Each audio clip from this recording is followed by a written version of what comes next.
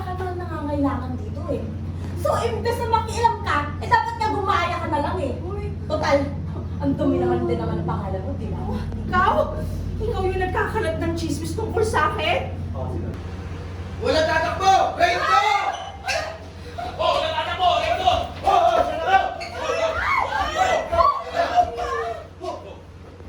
Sige, daputin na yung mga yan, pati maaari.